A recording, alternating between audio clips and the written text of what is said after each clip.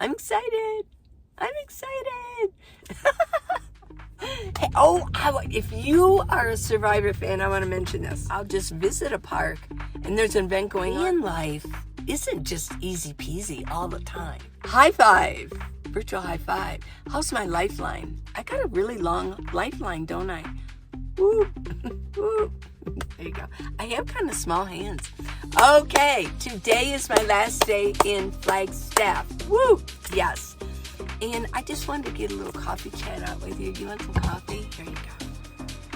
There's yours. I just made it, so it's just perfect temperature. Cheers. Okay. So please subscribe and give me a thumbs up, okay? Okay? And let's watch it all the way through and we'll get started with some questions and just some random stuff. Random. Okay? Okay.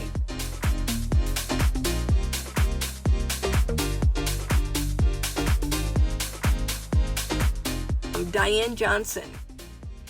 She says, if the places you go to ever have events, do you ever go to any? Oh, absolutely. Yeah, I do. Especially in Tucson. Oh my gosh.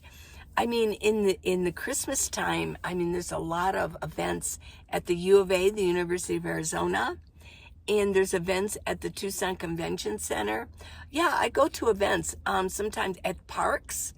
I mean, some of the park system in Tucson is really nice.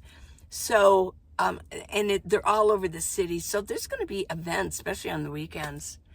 And sometimes I'll just visit a park and there's an event going on. I didn't plan on being there, but it's there. And so, yeah, I like to walk around and maybe check out the food trucks, things like that. Yeah. So you bet I do. I actually do. Yes. In Flagstaff, I have been to a couple of events. Not so much here. I find, here's the thing.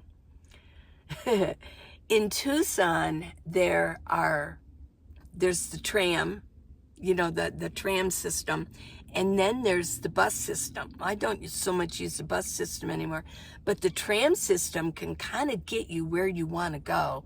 So I can park my car and hop on the tram. Okay, because sometimes I don't want to park downtown. I mean, everything I own is in my van, and I am not going to even chance it. You know what I'm saying? To have it broken into. So I'm very particular where I park my van. If it's at a park, of course, yeah, it's easy to park. But I will mention that when there's events going on in Flagstaff, I think the parking is kind of difficult at times. And sometimes I just don't know where to park in Flagstaff. So it really depends whether I have a friend to go to and we can go in the same car and I can park my van in a safe place. So those things are, they determine whether I'm going to go or not. It's really the parking. Okay, and in other cities, sure, oh my gosh, so many events when I was in Cincinnati. A lot of events that went on in Reno when I was there. And yeah, so I do. There's your answer. I do. Here's a question from Awake Kate. Would you recommend Tucson as a good place for a single older woman living in the sticks and bricks to retire? Oh, absolutely. Tucson is known for retirees. Yeah, a lot of people come to Tucson to retire because of the weather and because of the size and what's available there. And a lot of people retire to Phoenix too. Yeah, and a lot of people retire to Flagstaff. Do I recommend Tucson? Oh, absolutely. Tucson is a wonderful city. It still has that old feel, that old cowboy, old West, and the Mexican influence in the culture. It's still there. That's the one thing I have found different between Phoenix and Tucson. Phoenix, Arizona is your largest city. It's one of the largest cities in the United States, but it is the largest city in Arizona. Next comes Tucson. It's down below. It's 100 miles from the Mexican border. Okay. And below that, I mean, there's a lot of places to go. I'll tell you one good retirement place, and it's total retirement, is Green Valley. It's a little bit south of Tucson. And it is a retirement community. It's well kept. It's very nice. And but if you go further, I mean, if you go around there, you've got Bisbee, which is really an art town.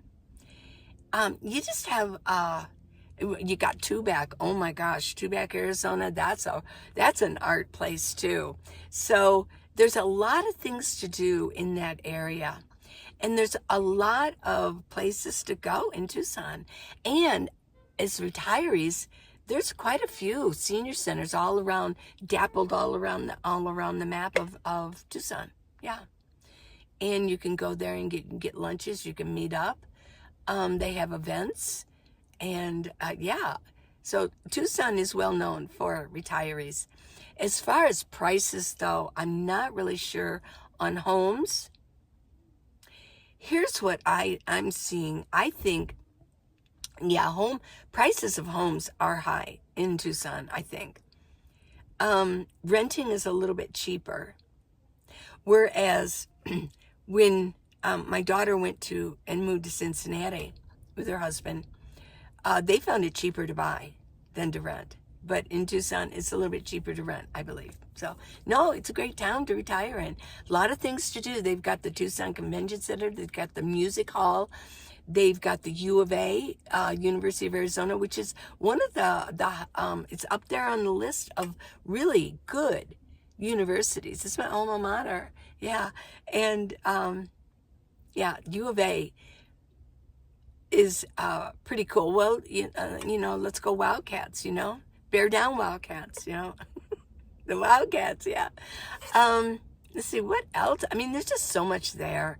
There's so many good restaurants, especially Mexican restaurants. But you've got different areas in Tucson. You've got the northeast of Tucson. You've got the northwest of Tucson, which is like Oro Valley. You've got the Sabino Canyon area in the northeast. Really nice, expensive homes and neighborhoods. Yeah. South Tucson is a little bit, you know, nice homes, but it's a little bit more wild. Yeah. That's, I guess I can say, but they do have a small Amazon warehouse. They've got Sabino Canyon. They've got the Swirl National Monuments with the, swirl cactus, gorgeous. They've got one on the east side and they've got one on the west side.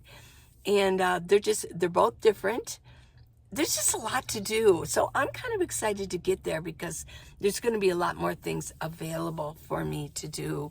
And then, of course, I've got family still there. I've got children, 2 children that still live there, and grandchildren. And I've got friends there.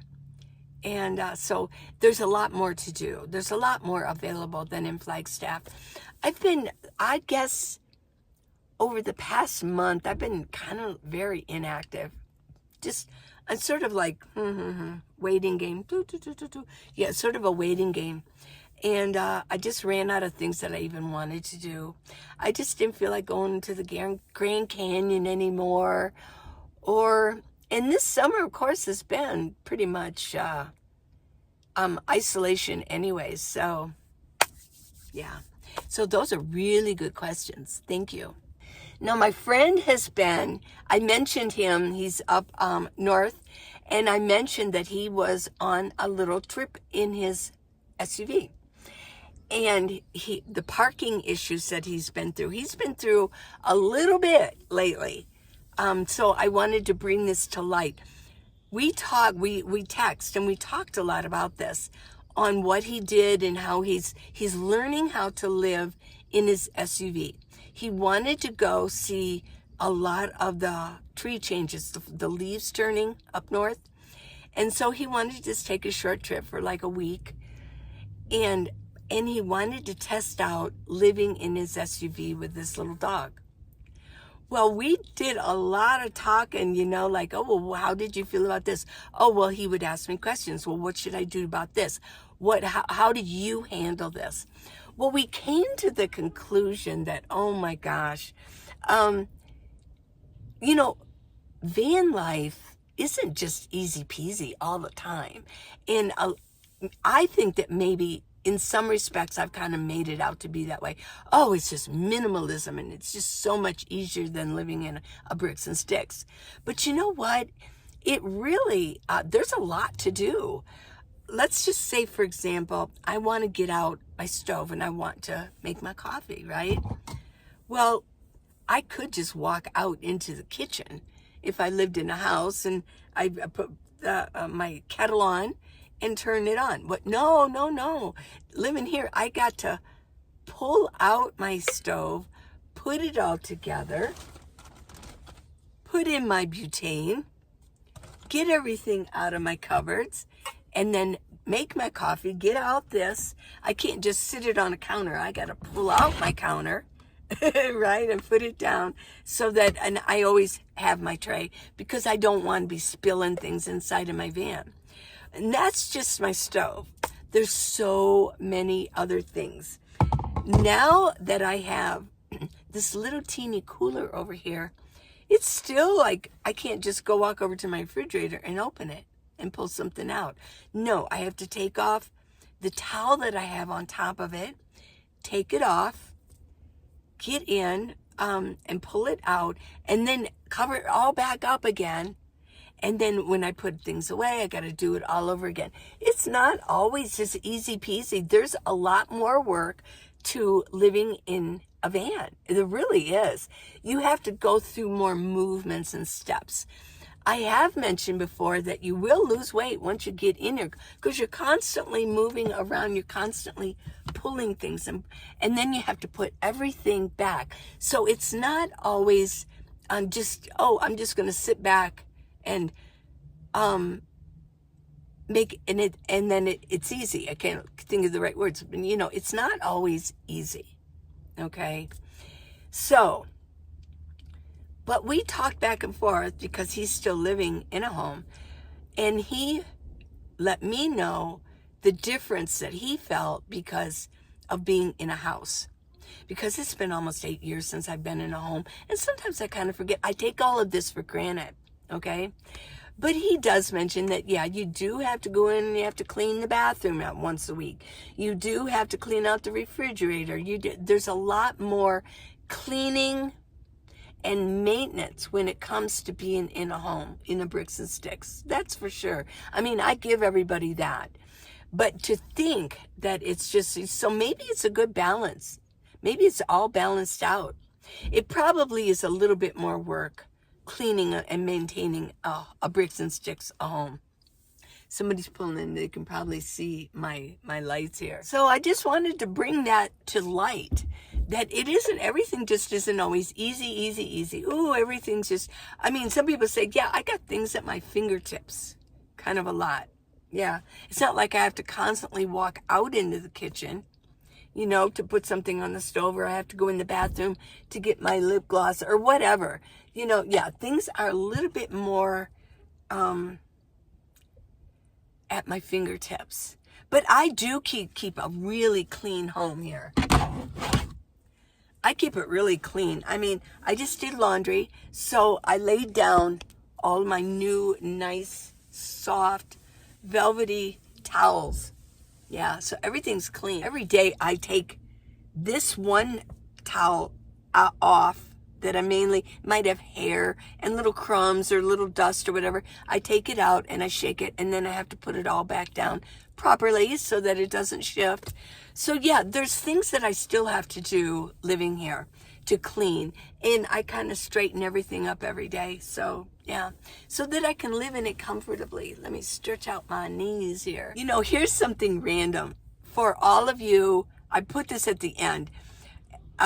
For all of you who are Survivor fans, okay? Well, the season 47. What can I say about it? I don't even know anybody's names. They're very vanilla people. There's not a big spark going on. How do you feel about it? Let me know in comments. But I know there's a lot of Survivor fans out there. So, if you're watching, what do you think of this season? It's so blah. It's so ho-hum. I can't pick anybody out yet. I guess it will come. Maybe when there's a merge. maybe. Is there a merge? See, I don't know. But it did make me think. I do want to mention, let me know in comments, what was the most dramatic event in Survivor, any episode or season in Survivor that you remember that you would like, wow, I want to watch that episode again. Well, I have one, and I actually went and found it.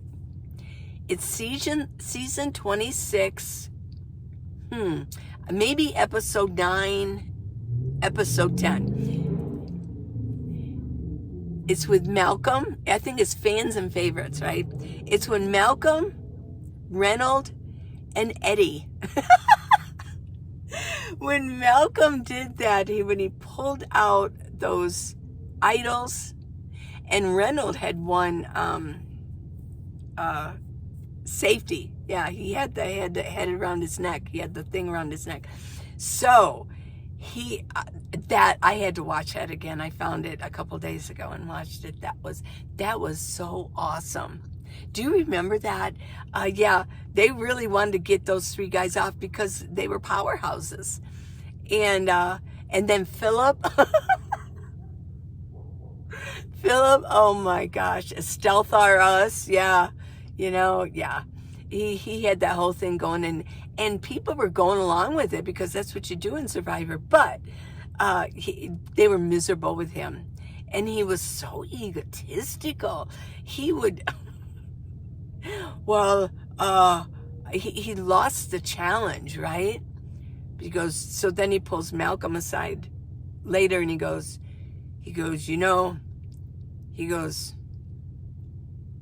I threw that challenge, and Malcolm just starts smirking like, yeah, sure. That's the kind of stuff that he was pulling, right? It was season 26. So, yeah, I just thought I would mention that to see if because I know I have some Survivor fans that watch, and you're out there that are my friends out here. And, yeah, I had to watch that. It was an awesome episode. They had, else was in it? Oh my gosh, Andrea. And of course, Cochran, he won. And Dawn, she's always crying. She lost her teeth. I know. And then there was Brenda. Hey, if you are a Survivor fan, I want to mention this. Did you know? Maybe you already knew, but I didn't know till I saw it. On Prime Video, they have live TV. It's at the top, and you can click it on the right, and it says live TV. Well, I've always kind of liked, it's just background noise when I'm doing something or I'm cooking or whatever. Deal or No Deal. I love Deal or No Deal, the one with Howie Mandel. I think there's another one, but anyways, I saw, the gals, he goes, what he says, welcome girls, and I forget what he says to them. And I looked, Brenda was in there. I don't know what number she was. She was in the front row. Yes. Yeah. Brenda, if you're a Survivor fan, you remember Brenda. But yeah, she was really gorgeous. She was really cute. But yeah, she eventually got a job as one of the girls on Deal or No Deal. Didn't know if you knew that or not. And then who else was in there? There was Malcolm and Corinne. Yeah, she was. So anyways, okay. That's the end of the Survivor thing. And just a little trip down memory lane. But this season, ho-hum. I think Jeff actually is sort of ho-hum also with them. I mean, there was another season, I kind of thought, I don't remember this season. I kind of watched it a little bit. They were so boring. And I couldn't even finish it. I thought, I don't even remember these people. And you could tell that Jeff, he was bored with them too. He does not always probably enjoy every single season because sometimes they have some, I don't know, they're just odd. They're not even odd. If they were odd, it would be great. But they're just so boring. They're very blah. Okay. Hey, my next video, my next episode will be where there'll be different backdrop. It won't be in here. It'll be out there, outside. Okay, I promise. Okay, I love you guys. Mwah. You guys have a really good day today. I love you. I love you. Please subscribe and give me a thumbs up. Okay? I'm excited. I'm excited. Oh, I know. It'll be a nice drive.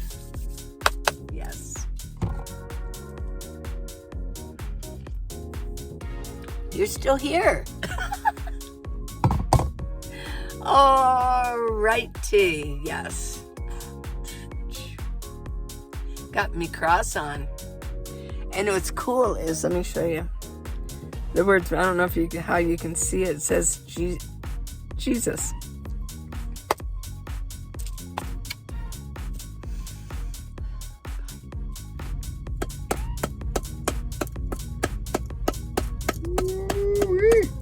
Whoa. That's a good one. I wasn't counting on that. Were you? I think it's like 13. Wow. Yeah. They just go, just keep hitting it up. You have to meet the ball. Boom, boom, boom. And are you supposed to look at it or no? Obviously, I do better when I don't, because I just like,